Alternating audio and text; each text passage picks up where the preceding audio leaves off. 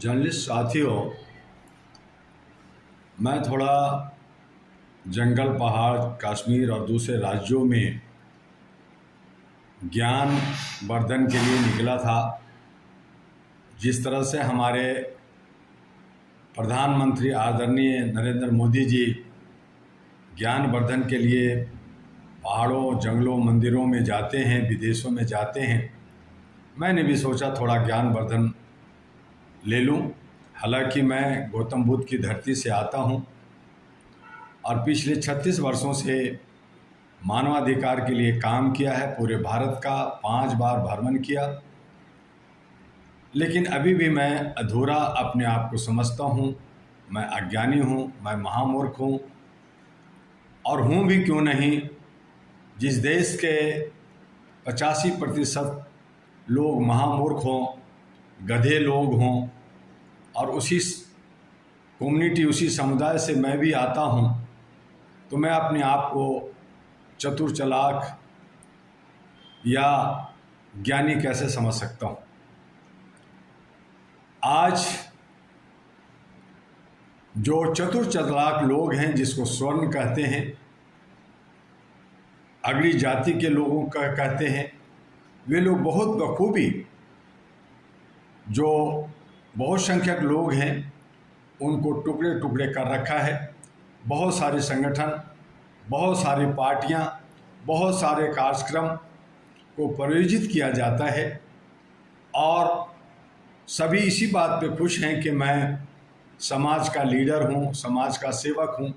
सच्चाई ये है कि वो आरएसएस के एजेंडा पर, चाहे वो भीम आर्मी हो, चाहे गौतम बुद्ध के नाम पे हो, चाहे अंबेडकर के नाम पे हो, चाहे पेरियार के नाम पे हो, चाहे कर्पूरी ठाकुर के नाम पे हो, चाहे जयप्रकाश नारायण जी के नाम पे हो, किसी भी तरह से सामाजिक सरोकारों को नाम लेकर करके कहीं न कहीं वो आरएसएस के एजेंडा पे काम लोग कर रहे हैं।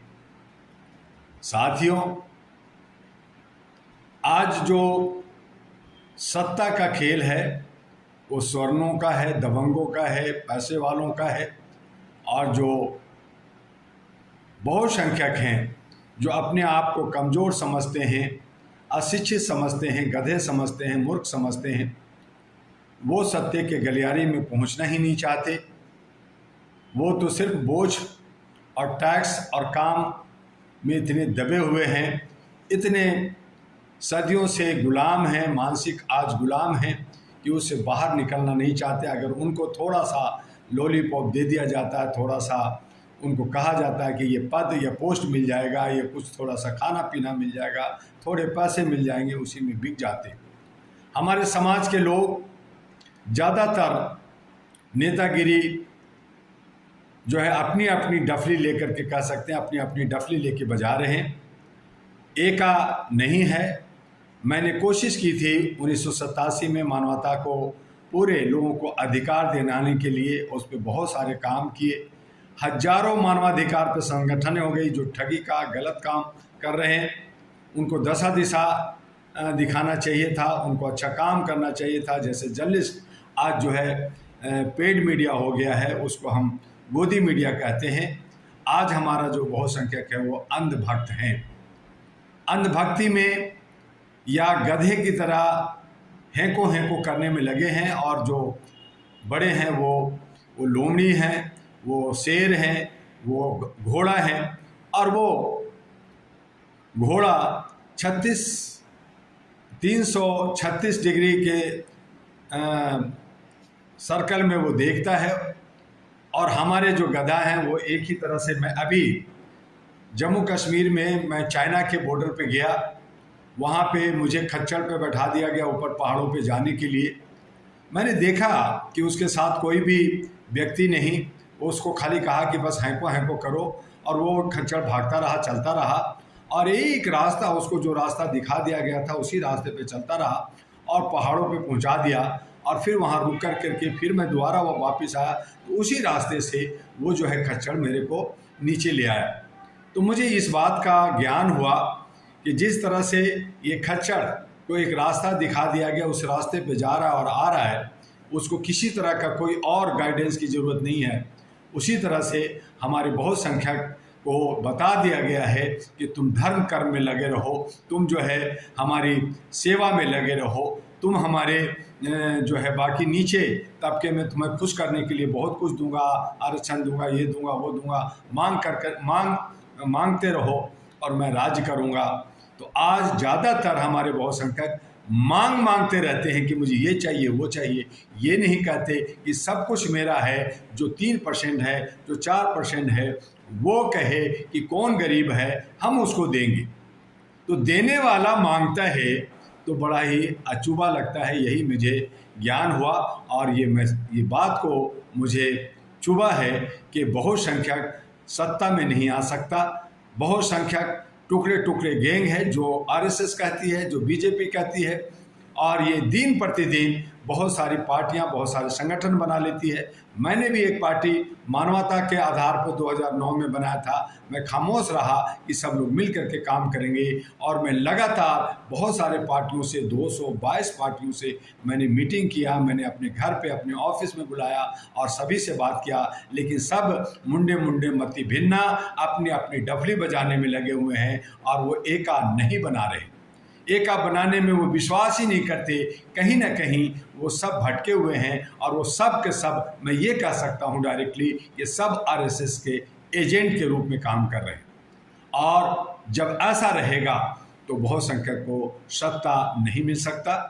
बहुसंख्यक जैसे गुलाम थे, आज मानसिक गुलाम है, आगे भी गुलाम रहेगा। और जिस तरह से ये हिंदू राष्ट्र या यूसीसी या महिला बिल या और बहुत सारे, या एक 1 नेशन 1 इलेक्शन, ये बहुत सारी जो बातें हैं, वो सब आरएसएस अपने एजेंडे की तरीके से, अपने तरीके से, जो वो उसको अच्छा लग रहा है, जिस पे वो शासन कर सकता है, जिस पे हमारे आप के ऊपर शासन कर सकता है, उन सिस्टमों को काम कर रहा है। संविधान के लिए बचाओ सीख मचा रहे हैं, जबकि संविधान के अंदर घुन लग चुका है। संविधान अंदर से बदल चुका है, बाहर से सिर्फ संविधान दिख रहा है, जिसमें व्यवस्था परिवर्तन की जो हमारी जो ज़रूरत थी उसको हटा के वो अपने तरीके से उसमें बहुत कुछ अमेंडमेंट हो चुका है। रही लोकतंत्र की बात, तो लोकतंत्र खत्म हो चुका है, राजतंत्र आ चुका है। अब वही 1500 साल पहले जो सनातन की बात हो रही थी, जिसमें स्वर्ण राज करेगा और शोषित दंडित जो ओबीसी के लोग हैं, जो एससी हैं, एसटी हैं, वो जो है गुलामी में जिएंगे, वो जो है स्वर्णों के सामने नहीं बैठ सकते, बात नहीं कर सकते। ये तमाम चीज़ें अब सनातनी कर करके, सनातन के नाम लेकर के, धर्म के नाम लेकर करके ये राजनीति की जा रही है। हमारे बहुसंख्यक लोग धर्म नहीं छोड़ रहे। हमारे बहुसंख्यक लोग उन्हें ही पूजा पाठ करते हैं, उन्हें ही जो है जितने भी स्वामी हैं, जितने भी मुल्ला हैं, उनके पीछे भागते हैं। ये डर ये बताता है कि आप हमेशा गुलाम थे, गुलाम हैं और आगे गुलाम रहेंगे। कोशिश कीजिए कि आप जो है 2024 में, अगर आपने ये सिस्टम को नहीं बदला, आपने बीजेपी को अगर नहीं हराया, आरएसएस का 100 साल पूरा हो जाएगा और भारत के अंदर तिरंगा की जगह भगवा झंडा फहराया जाएगा। ये आप मान लीजिए। जो मुसलमान अपने आप को बहुत दबंग समझते हैं, वो जो ओबीसी और जो नीचे हैं, उनको भी कई टुकड़े कर दिए गए हैं और अलग अलग कर करके मज़े ले रहे हैं। और मुसलमान बड़े खुश है कि मैं बिरयानी खा रहा हूँ, 4 बीवियाँ रख रहा हूँ। उनके दिन बुरे आने वाले हैं, और बाकी जितने भी तमाम लोग हैं, उनके तमाम लोगों के बुरे दिन आने वाले हैं। आपको सोचना होगा, आपको समझना होगा। इसलिए मैंने राष्ट्रीय महागठबंधन भारत जो नेशनल ग्रैंड अलायंस भारत का नाम दिया, जिसमें 222 पार्टियां हैं, जिसकी मुखधोरी अहरा नेशनल पार्टी है, वो 2024 में लड़ने जा रही है। मैं खुद डॉक्टर दुआ एक सांसद का उम्मीदवार इस दिल्ली से रहूंगा, और बाकी भी उम्मीदवारों की हम तैयारी कर रहे हैं। अगर आप इलेक्शन लड़ना चाहते हैं, अगर आप सत्ता के में भागीदार बनना चाहते हैं, अगर आप व्यवस्था बेहतर चाहते हैं, अगर आप जो है बहुसंख्यक का पूरा 85% अधिकार चाहते हैं, तो आइए अहरा नेशनल पार्टी के साथ आइए हमारे राष्ट्रीय महागठबंधन भारत के साथ आइए, और आरएसएस को, बीजेपी को हराइए और अपना अधिकार पाइए। आपका डॉक्टर एमयू दुआ मैं यही ज्ञान देना चाहता हूँ। मैंने जो ज्ञान लिया है आप भी ज्ञान लीजिए। बिना ज्ञान का आप आगे नहीं बढ़ सकते। आप थोड़ा मनन कीजिए, चिंतन कीजिए और इनके जो स्वर्ण हैं, जो ब्राह्मणवाद हैं, इनके झांसे में ना आए। इनके किसी भी जो इवेंट होता है पूजा पाठ का, चाहे जो है इनका प्रवचन का, तो किसी भी भाग में ना लें। अपने परिवार को, अपने बीवी बच्चों को कहें कि वो जो है किसी भी पूजा पाठ सत्संग में नहीं जाएंगे, और वो घर में अगर उनको पूजा करना है तो घर में करें, और नहीं तो समानता के लिए लड़ें, और नहीं लड़ेंगे तो आप मरेंगे। ये मैं आपको विश्वास के साथ कहता हूँ। आपका डॉक्टर एमयू दुआ। जय हिंद, जय भारत, नमस्कार।